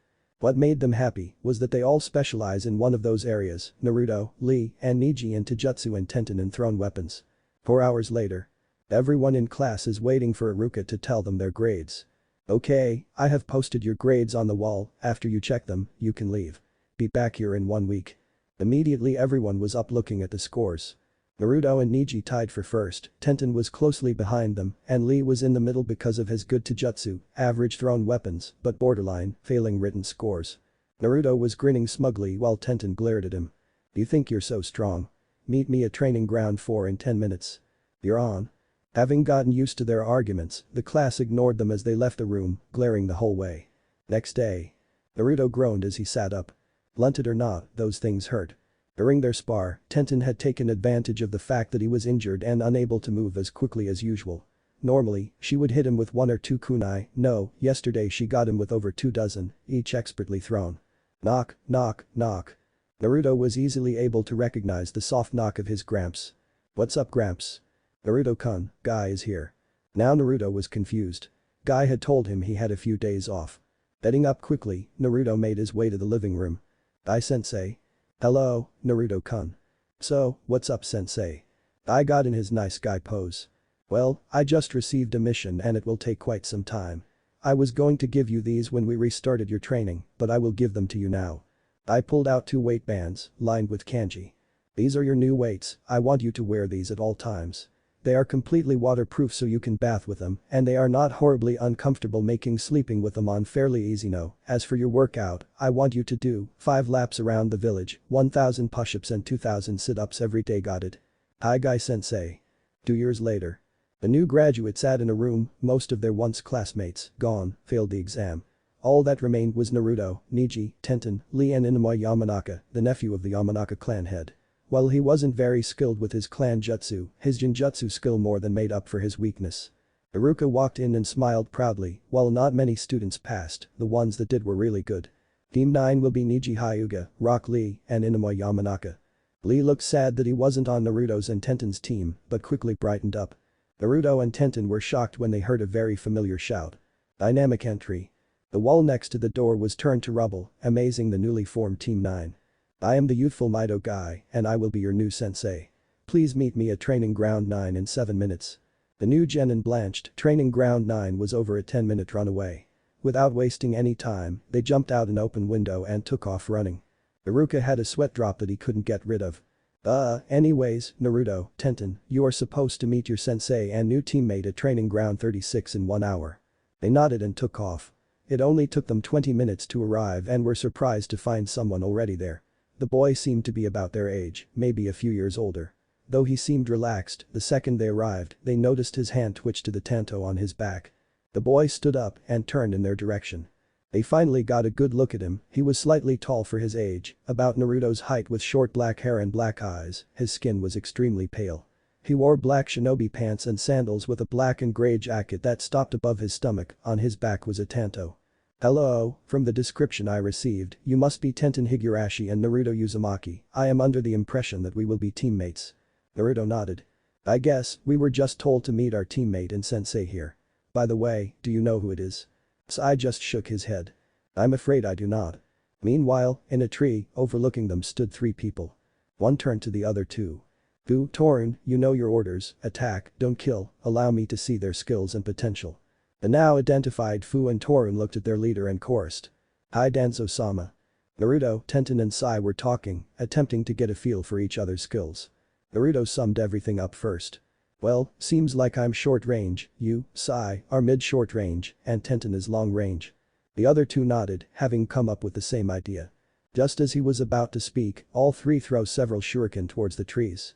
Tenten's, being the fastest, hit against the incoming projectiles, while Sai's and Naruto's continued on towards the attacker. They finally got a good view of their attacker, he had a blank Anbu mask on. He had auburn hair and wore a short red kimono and black shinobi pants. The new genin were shocked when he simply plucked all the projectiles from the air and dropped them on the ground. With their attention on the visible attacker, the other one almost went unnoticed. It was only Naruto's keen sense of smell that allowed him to turn just in time to jump away from a downward slash from a tipless tanto. This attacker looked very different but very similar. The 2 had a blank Anbu mask on, he had short spiky black hair and wore a high-collared all-black trench coat with a red sash and black pants, he also had on black gloves.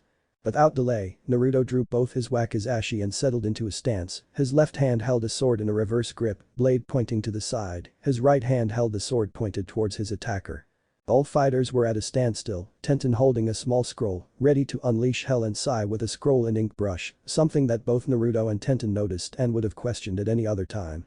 Believing she had an opening, Tenten jumped into the air and performed a spinning flip, over 24 kunai and shuriken flew from her body, each heading directly towards the masked attackers.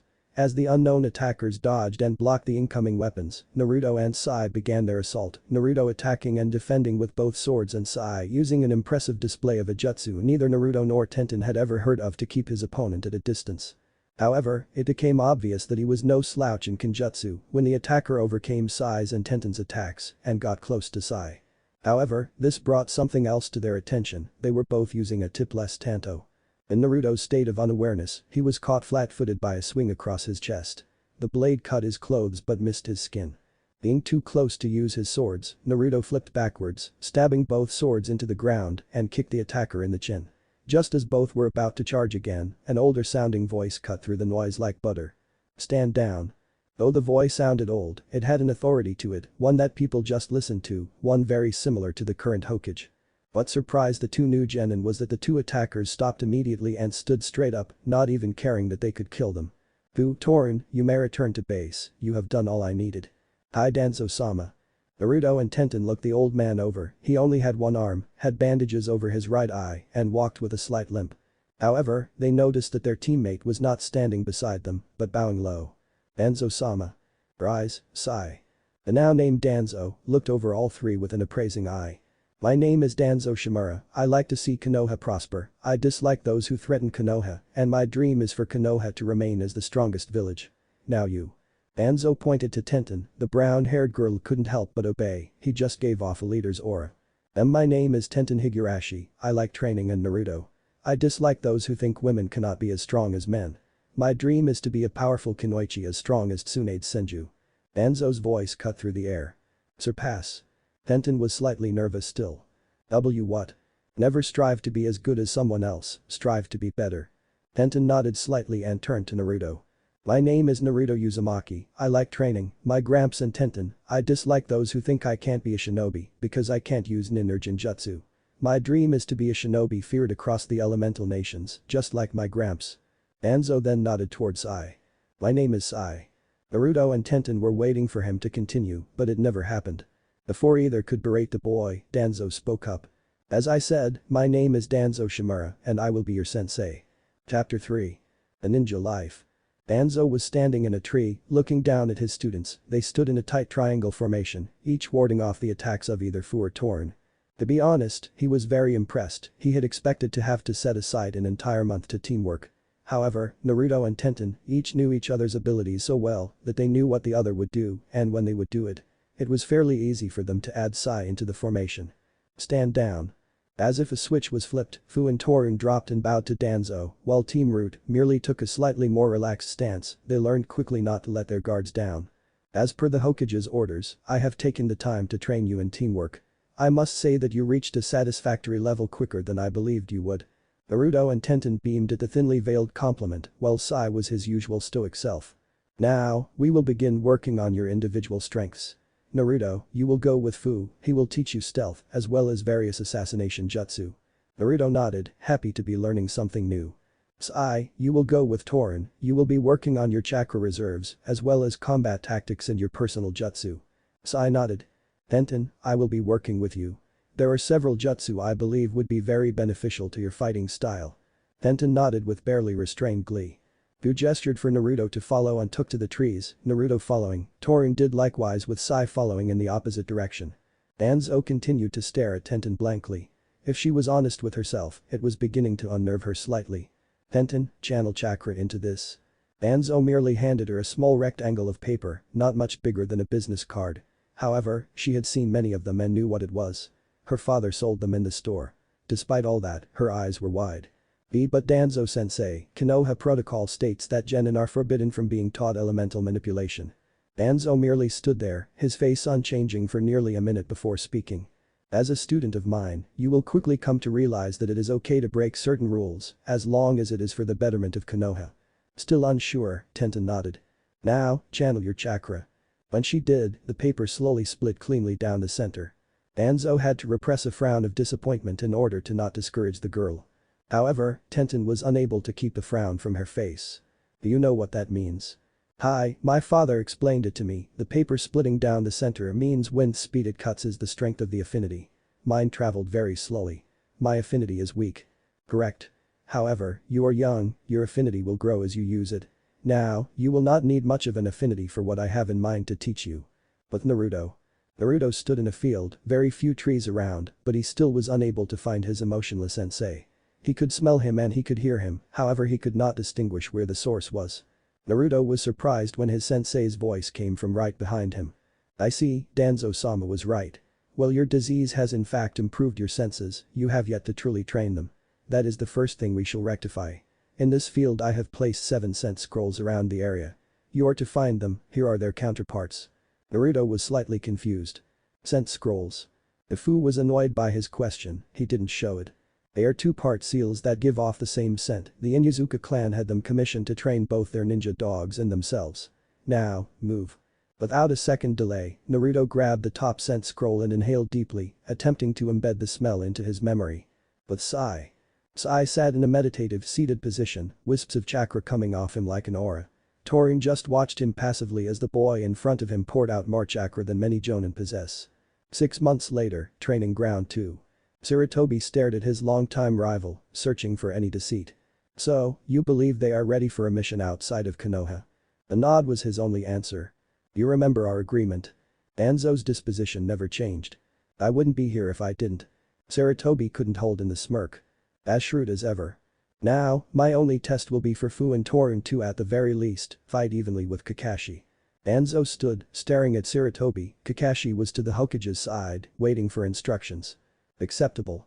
Danzo merely picked his cane up before hitting the ground. Because of the grassy field, no noise was made, but his soldiers got the message. It was only Kakashi's honed instincts that allowed the man to jump backwards and avoid the tanto wielded by an orange-haired man with amber eyes. The blade passed so close to his face that if it had a tip, he would have received a scratch. Sarutobi didn't even bother to move, feeling no nerves at the high-level battle that was about to take place, mere feet from him. Kakashi was staring at his opponent, analyzing everything about him. He certainly moves like an Anbu, used to fighting in the shadows, making quick kills before retreating. He doesn't appear to have much experience in open combat, perhaps I can use that against him. But the sigh, Kakashi's hand moved to his headband. "I was really hoping I wouldn't have to use this." The instant the Sharingan eye was exposed, its ability to capture every detail became crucial. In the light of his opponent's eyes, Kakashi saw movement and instantly hit the deck, his foot lashing out, catching his attacker in the jaw, sending the man skidding backwards. "Well, now, I think we're going to have fun here." For the first time since the day begun, Kakashi dropped into his stance, a kunai in each hand. But the single-hand seal, Fu disappeared into the ground. Just as Kakashi was going to intercept him, he was forced to block a slash that would have severed a hamstring. From the sidelines, Danzo watched as his two strongest subordinates coordinated their strikes and skills to make light of Konoha's strongest Jonin. Sarutobi watched the same fight and could not help but notice the exact same thing. He immediately identified both men, Fu Yamanaka and Torin Abiram. Both were orphans in their respective clans, and the former clan heads volunteered their services to root. It quickly became apparent that unless something big happened, Danzo's men would win this fight. Kakashi panted as he stared down the two men in front of him. Fu was sneaky and more skilled with underground fish projection jutsu than anyone he had ever met. He seemed to know exactly when and how to emerge from the ground to land a sure strike. Then Torin, the man's attacks were relentless. His Sharingan had instantly identified him as an Abiram. He had used his knowledge of the clan to plan an attack, but everything was wrong. He had never met an Abiram that was particularly skilled into jutsu. He sure as hell can't say that anymore. Well, this fight is almost over, might as well go out with a bang. Kakashi assumed an upright stance, his arms curled up slightly. First gate. Gate of opening. Release. Both Danzo and Sarutobi were slightly shocked that Kakashi would resort to opening even one of the gates. Kakashi's already impressive speed increased 5x as he charged the duo.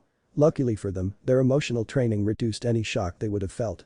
Even their training under Danzo didn't prepare them for this, and Fu was unable to react when Kakashi appeared, punching him in the face and sending him flying.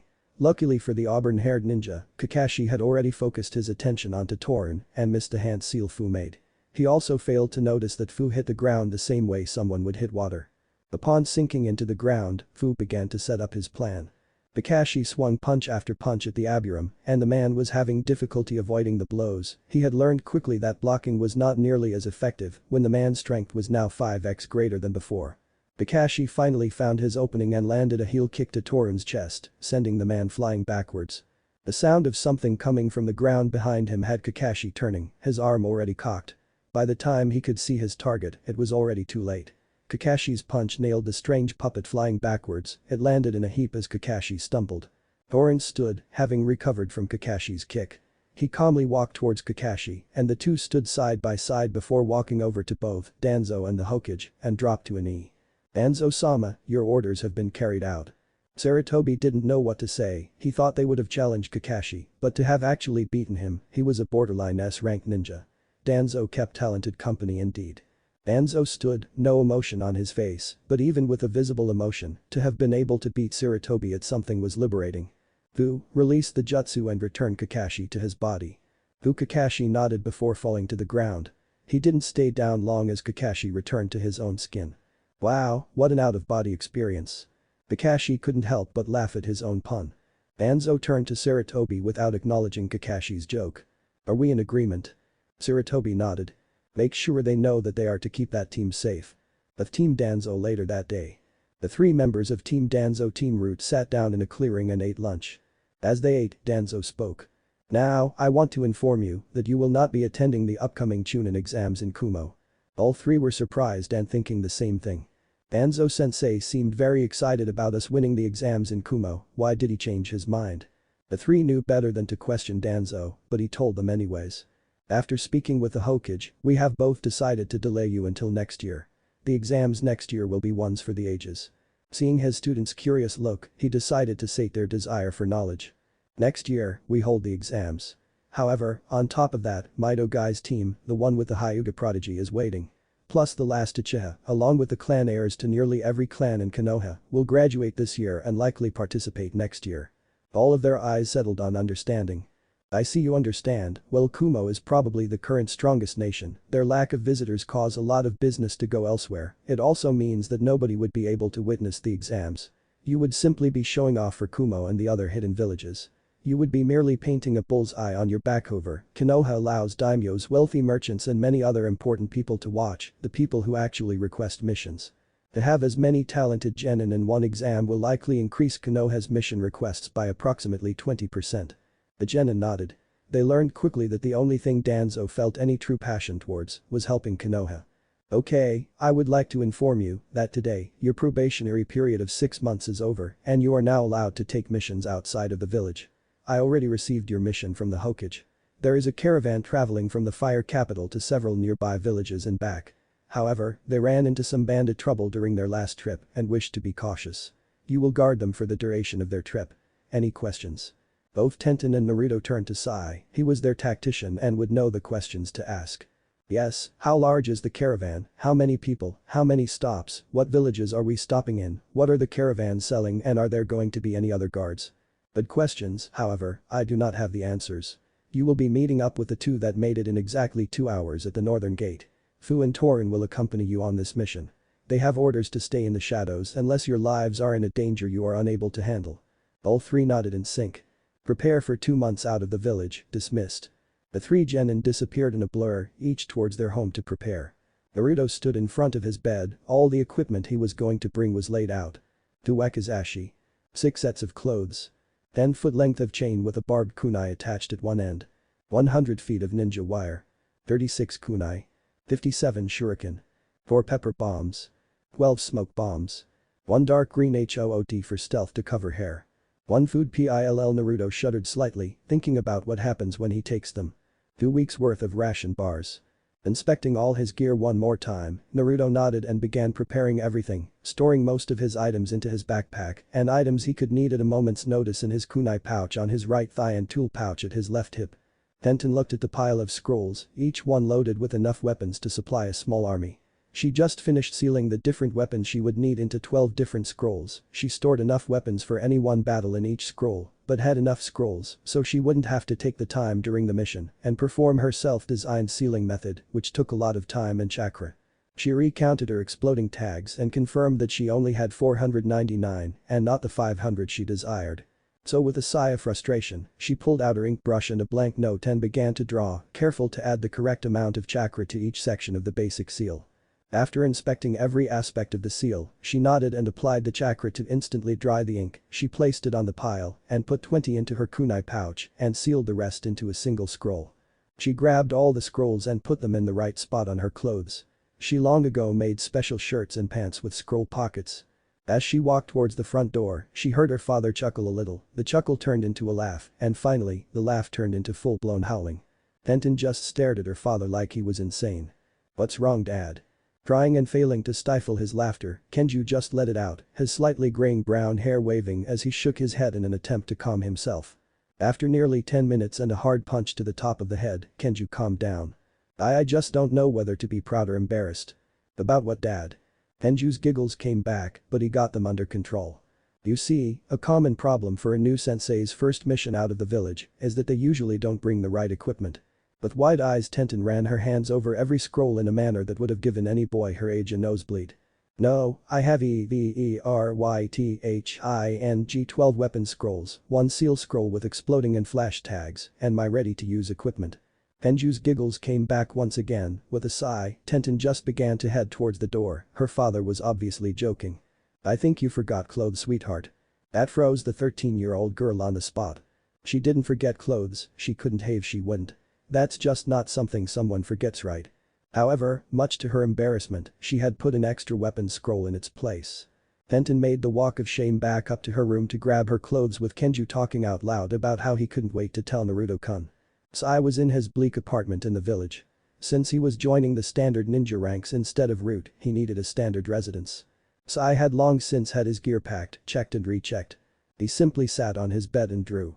Danzo understood his need for drawing. He was placed through more emotional conditioning than most. However, he was never forced to close off old ties, in actuality that almost made it worse for the pale young man. He had emotions, but just didn't understand them. However, Naruto and Tenten were slowly getting him to open up a bit.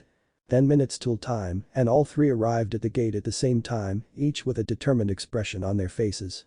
They met up with two men, one was rather tall, about 6'4" with brown hair and green eyes, he had a neatly trimmed goatee and wore a rather nice kimono, he was obviously a businessman, he looked like he wanted to sell them something. The other man was shorter, about 5'5", dirty blonde colored hair and pale blue eyes, he was clean shaven and had a decent kimono on, not as high-end as his partner, but still nice. However, he seemed like he just wanted to be everyone's friend, however, being trained ninja, all three could sense the ulterior motive, he was simply a charismatic salesman. The tall, snooty-looking one turned towards the three kids who had stopped in front of them. There must be some mistake, I paid for ninja, not children. Danzo had long since drilled emotional training into them all. They didn't even react to the man's insult. This alone made him pause. Sai spoke first. Now, if you are done, there is some information we will be needing before we depart. Now the taller man scowled. And we answer your questions on the way. I want to get this over with. I'm afraid not, you see, we were given very little details on what this mission entails. We must be certain we have the needed supplies to perform our duties. The taller man just began grumbling. However, the shorter one spoke up in a well-rehearsed, very sincere-appearing smile. Don't mind Sato, he always thinks with his wallet. Now, why don't you ask your questions and we can get going? Sai nodded. How many men will be in this caravan? Just us. How many carriages? Just one. What hostilities do you predict? The man shrugged. I don't know, we have been making this run for about 10 years and our families have been doing it for 4 generations. We usually hire a few mercenaries in the fire capital for guards, however, last month we were attacked by a large group of bandits, they killed the mercenaries like they were nothing and stole the carriage, after taking the cash we had, however, they just knocked us out. We fear they may have learned our route and time frame and left us alive so they can do it again. All three seemed to be in thought. It was Naruto that spoke up. Seems logical. They have a potential money source, why end it? Have you considered changing your route? The short man nodded. Yeah, we had a different route planned, but that storm a few weeks back washed out the southern bridge to Tazakugai. Sai nodded and turned to the two men. Before we continue, may we have your names? I am Sai, this is Naruto and Tenten. Though the taller one just kept looking at the time, the shorter one smiled and stuck his hand out and shook all three. It's great to meet you, my name is Sori Kyoto and the big guy is Sato Mabashi. Well sorry, Sato, it is a 2-day walk at a civilian's pace to the fire capital, I suggest we get moving. That finally seemed to catch the taller one's attention. I simply ask that you two stay together to make it easier to guard you both. Then Sori nodded and walked beside Sato. He saw that Tenten was slightly in front of him and to his left, while Sai was in front of Sato and to his right. Glancing back, he noticed Naruto was centered between them in the rear. So, why are they together and you are by yourself? It was Tenten that spoke up, since Naruto was too embarrassed to. In a straight-up fight, he is the strongest, no doubt about it. So, he could beat both of you together? Tenten just shrugged, not wanting to give anything away. 4 days later. It was a quick in-out at the fire capital, the clients had everything prepared. Now, they are approaching the first village on their list of stops. It was Tazakugai, a well-known tourist attraction. It was decided that Naruto would stick close to the clients, while Tenten and Sai took to the rooftops to watch for threats and hopefully eliminate them before they could attack. 2 days later. Having spent the last hour packing all the gear, the 3 ninja and 2 salesmen were preparing to leave. So far, there had been no threats. 18 days later. That was how the last 18 days went, travel to a town for 2 days, wait for clients to sell their wares, move on. Apparently, the clients owned a very rich diamond mine and sold the freshly cut diamonds to various jewelry makers.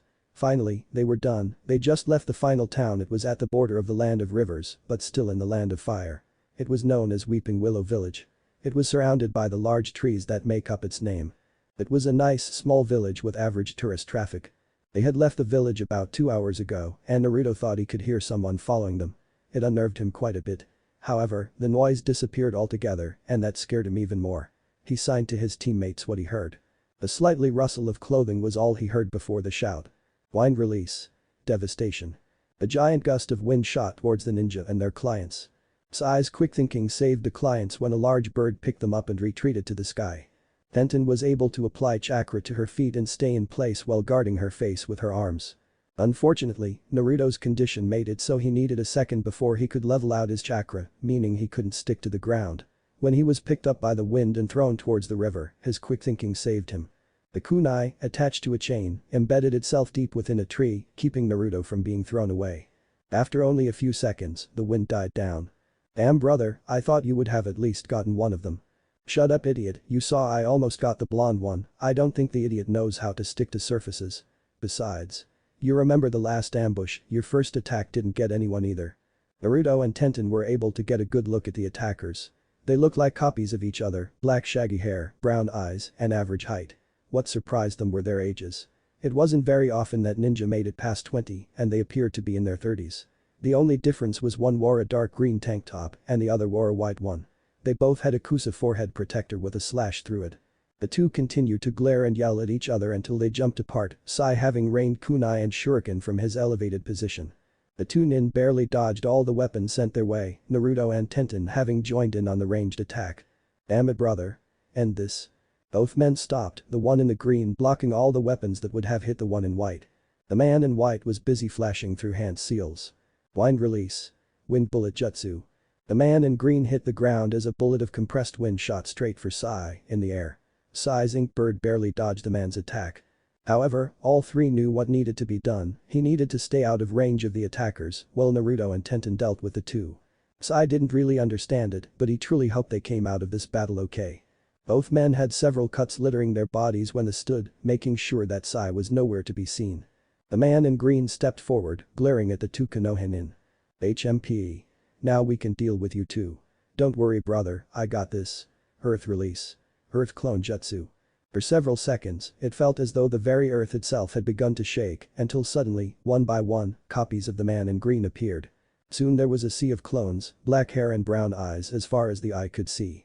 Naruto couldn't help but whistle as he drew his swords. I'll take the guy with the clones, you get the wind guy. Tenten gave the boy a nod. I'll clear a path. In a blur, the boy was gone, in his wake, pile after pile of mud and dirt. Naruto took a slight reprieve to see how he was doing, he couldn't help but sigh. Damn it, this guy can make new ones just as fast as I destroy them. Wind release. Wind bullet jutsu. Naruto glanced over and saw Tenten nimbly dodge the wind bullet, all the while, hurtling 3 kunai at the man. Though the man dodged, Naruto couldn't help but smile when he saw the kunai sliced straight through solid stone, as though it was butter. With a sigh, Naruto charged back into the sea of clones, destroying them by the dozen. As the two continued to fight, they weren't really getting anywhere against their opponents, he could fight these clones all day and not even start to get tired. However, he knew Tenten didn't have the same chakra reserves as he did. But he also knew that the man Tenten was fighting was burning through a lot of chakra, he wasn't about to leave their lives and their mission to chance. That was when the plan came to him, he locked eyes with his longest friend as she dodged several wind bullets, in an instant the entire plan was mapped out, not a word spoken. Tenten jumped back, getting some distance between her and the Kusa wind user. With a smirk, she grabbed 2 scrolls, they may have looked the same as the others, but these ones were different. Stupid girl. We've already established that you can't hit me with your weapons unless you use wind chakra, we also established that you can't use wind chakra on your weapons and your scrolls, so what good will that do you? With a cocky smirk she set both scrolls on the ground and flipped through a few hand seals, 2 giant clouds of smoke erupted, giving the appearance of 2 dragons, intertwining with each other, their eyes giving off an eerie red glow. Ninja art. Rising twin dragons. When the smoke cleared, he noticed that they were simply giant storage scrolls with thousands of weapons, he could deal with that. However, her smirk never left as she began throwing, the number of weapons blocking out the sun. Now Naruto. The man in white's eyes widened, the weapons weren't aimed for him, they were aimed for his brother.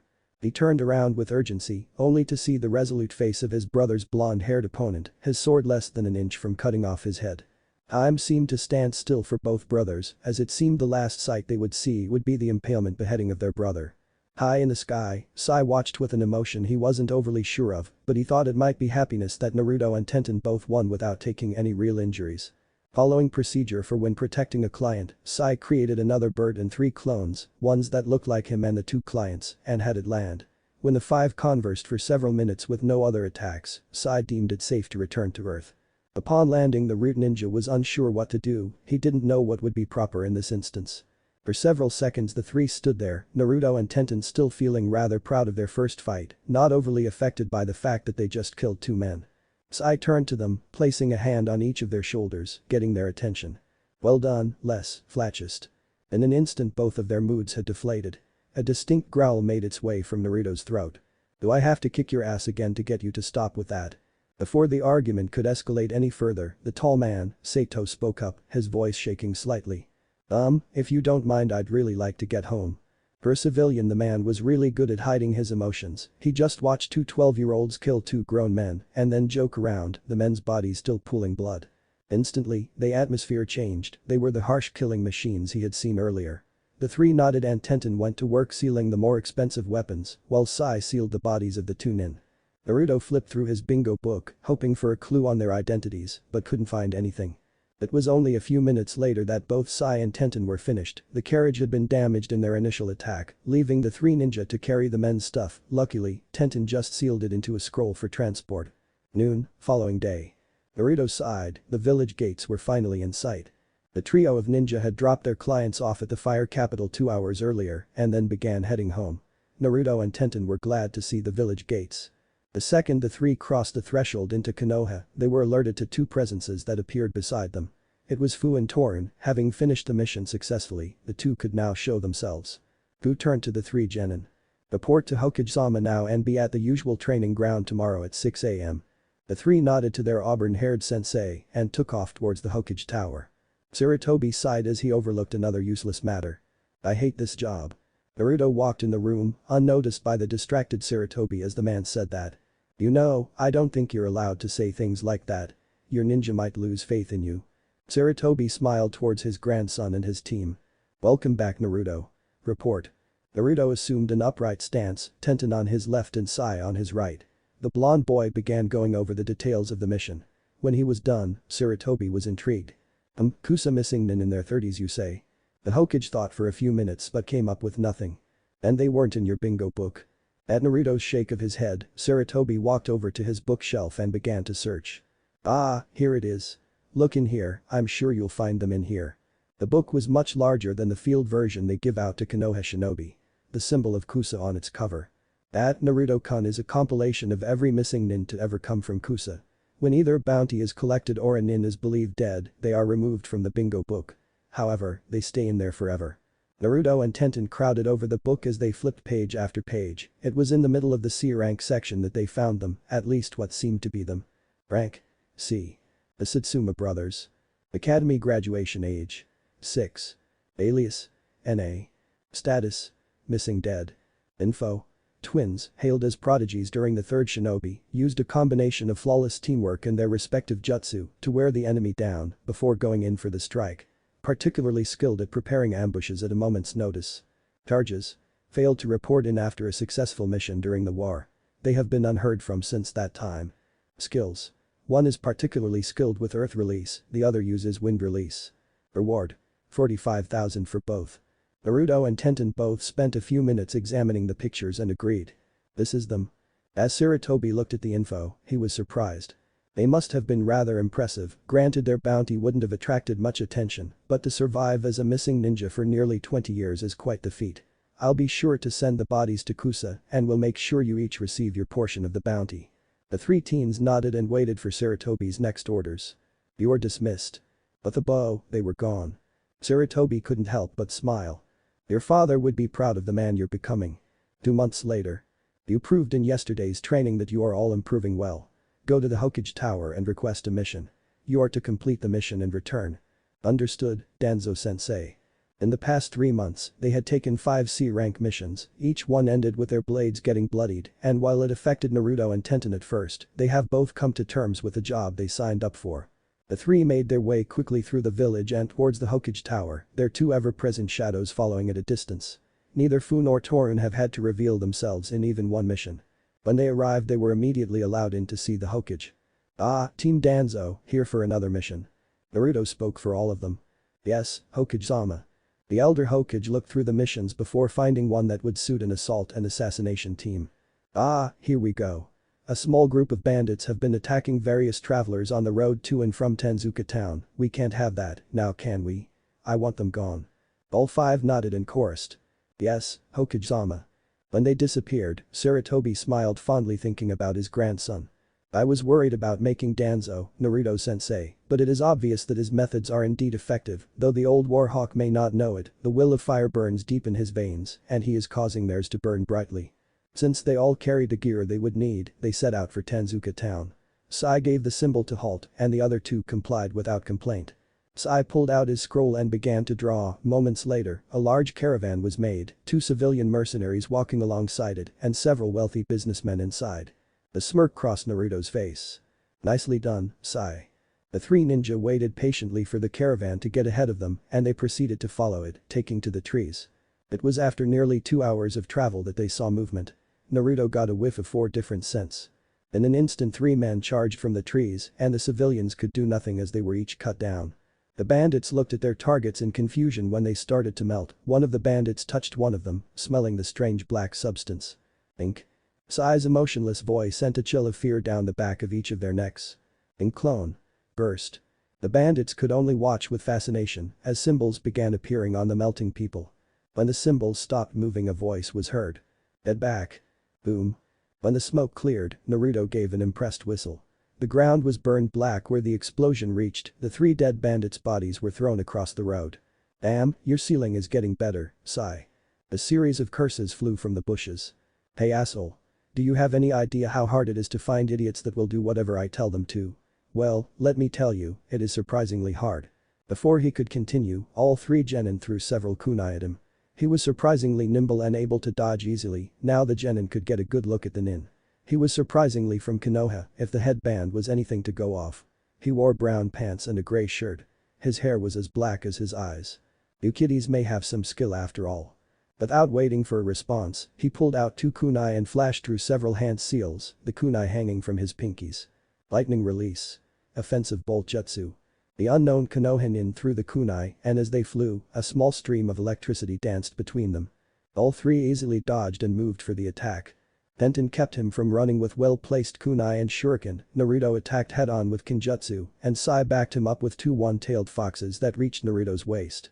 While Naruto was much better at Kenjutsu, the man's ability to channel lightning chakra was making things difficult. Just as he was about to get kicked away, one of the foxes hit the man with his tail. At least he would have, had he not turned into a log. The 3 easily found the fleeing man and cut off his retreat. Through signals they had been working on, they came up with a plan. 30 seconds later, the plan went into action. 2 ink snakes burst from the ground and held the nin in place. Just as he was about to destroy the snakes with his lightning chakra-charged kunai, Naruto went in for the strike and cut the man's hand off. His screaming didn't last long as 2 kunai impacted him. One in the neck, the other in the heart. The 3 watched impassively as the man died a quick death. With next to no reaction, Tenten walked up and placed a scroll to his chest, sealing the man's body. Sai pulled his scroll out and began drawing once again, the same caravan was formed. "We shall continue to Tenzuka town, upon arriving we will get an inn for the night before returning to Konoha, in case there are more bandits in the area." Neither Naruto nor Tenten complained as they slowly followed Sai's creation. The rest of the mission occurred with no attacks and no issues, the 3 were now making their way to the Hokage tower to report to their leader. When they arrived, they brought the body to the Hokage and found out he was a rather talented Konoha Chunin who lost his way after failing the Jonin exams. They received their pay and each went home for the night. 3 months later. It was late into the night and Naruto, Tenten and Sai were facing off against Fu and Torun once again. They normally would have stopped training hours earlier, but the Chunin exams were in only 6 months and they weren't going to be unprepared. Just as the 2 rude operatives were going to charge again, a standard Konoha Anbu dropped into their training grounds. The Anbu fell to a knee, bowing her head. Danzo-sama, Hokage-sama requests you mobilize your root soldiers to assist in capturing this man. Danzo looked at the picture with interest. It was a Konoha Chunin with silver hair. The charges? Without a hint of emotion, the Anbu spoke. Junin Mizuki of Konoha is charged with stealing the forbidden scroll of seals. Danzo was unable to keep the surprise from his face. How? I know that Chunin he was nothing special. Not to mention he had no skill in sealing. There would be no way for him to crack the blood seal that kept the scroll locked away. Turning to his two highest-ranking soldiers, Danzo gave his orders. Torin, gather units 1 to 17, mobilize them across the village. Find that scroll. If you can't keep it out of enemy hands, you have permission to destroy it. With a quick bow, the two were gone. Danzo looked at his charges that were looking at him with interest. Join the search, Mizuki should not be a problem for any of you. In a blur, the three were gone, Danzo too disappearing in his own burst of speed. The only one left in the field was the wide-eyed Anbu, her purple hair billowing in the wind slightly. Bastard. He just sent a Jonin after a Chunin.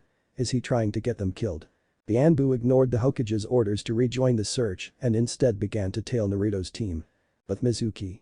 The silver-haired Chunin quickly ducked into a dark alley as a team of Anbu pass above him. Damn, they're pulling out all the stops. Soon Orochimaru-sama will give me the power I deserve. Using the surprisingly vast amount of stealth skills that he possessed, Mizuki made his way out of the village and into the surrounding woods. But Team Danzo. Naruto, Sai, and Tenten stopped on the branch of a tree overlooking the village. Sai's mind began workings. I believe we should search along the west wall. Naruto looked at the boy like he was crazy. Why? The Hokage Tower is only a mile from the east wall, why would he make the 10-mile trip through the village? Sai made no visible reaction. For that exact reason, everyone will expect for him to rush to leave the village, just look. Sai gestured to an Anbu team that was moving towards the east wall of the village. They ran through the village without as much as a second glance. Naruto could find no fault in his idea, so the three took off, heading towards the west wall. Though with alert eyes, the three made it through the village and to the forest within 20 minutes, as they were moving, a yell gathered their attention. How could you, Mizuki? Gah. Naruto's and Tenten's eyes narrowed while Sai's remained impassive. The team shared a nod and took to the trees. What if Naruto Uzumaki of the unrestrained fist, and thanks for watching my video till the end. If you enjoy this content, then do consider subscribing to my channel and leave a like if you guys need the next part, comment down, and thanks for watching the video and see you guys in the next video.